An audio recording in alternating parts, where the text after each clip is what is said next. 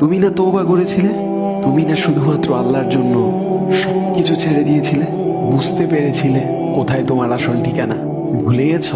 আবার কোন পাপ তোমায় গ্রাস করে নিল?